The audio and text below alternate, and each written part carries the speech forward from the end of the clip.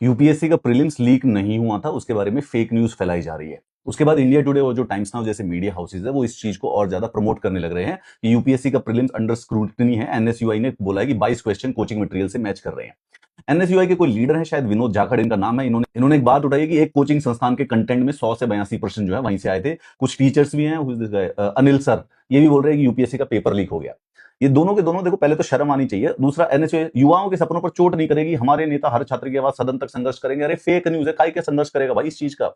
इन्होंने क्या किया, ये एक पीडीएफ दिखाने की कोशिश कर रहे हैं। एक पीडीएफ है अनंतम आईएएस नाम का, तो ये उस पे दिखा रहे हैं कि देखो एक क्वेश्चन था, ये 22 अक्टूबर को इंडिया एलटी एलईडीएस क्लाइमेट स्ट्रेटजी, ये क्वेश्चन ये 22 अक्टूबर को प्रिंटेड था। ऐसे करके इन्होंने 82 क्वेश्चन दिखाए। अनंतम आईएएस भाई साहब, ये वेस्टर्न हुलॉक गिबन वाला ले, ये 10 नवंबर को इन्होंने पहले से पब्लिश कर दिया था। विजनम इंटरनेशनल ये वाला जो है 15 दिसंबर को पब्लिश किया था। ऐसे करके इन्होंने अनंतम आईएएस से 82 क्वेश्चन दिखा दिया और इनका मुंह उठा के बोला कि यूपीएससी का पेपर लीक हो गया। सबसे पहली बात, इंटरनेट के वेब पेज पे जाके राइट क्लिक करके source, content source, page source, उसके डेवलपर टूल्स में जाके एक बार देख तो ले भाई, एडिटिंग की, मॉडिफिकेशन की डेट आती है।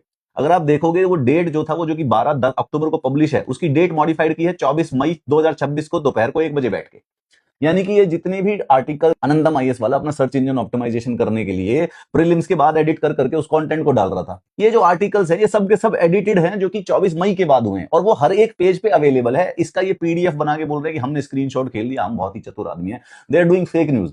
इसके अलावा मैं ये भी पूछना चाहता हूँ, ये इंडिया टुडे या फिर टाइम्स नाउ, तुम्हारे जो जर्नलिस्ट हैं उनके अंदर तो थोड़ी सी तो डिस्क्रिशन, कुछ तो क्रिटिकल थिंकिंग होगी गुरुदेव। और पहले एक पैसे के लिए इतना तो दिमाग लगा ले कि यूपीएससी का पेपर लीक होगा। लीक होने का क्या मतलब है कि 22 अक्टूबर को यूपीएससी ने यहां से क्वेश्चन पेपर, ये एक क्वेश्चन इनको बता दिया था, फिर ये 10 नवंबर को बताया, इन्होंने नया आर्टिकल बना दिया, फिर ये 15 दिसंबर को बनाया, नया आर्टिकल बनाया।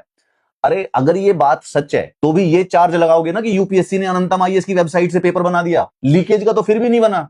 तुम सेंसेशनलाइज करके बच्चों के बीच में क्यों कंफ्यूजन घोषित करने लग रहे हो? नहीं, 15 जनवरी 2026 का ये आर्टिकल है ना, जिसमें यूपीएससी प्रीलिम्स का क्वेश्चन है।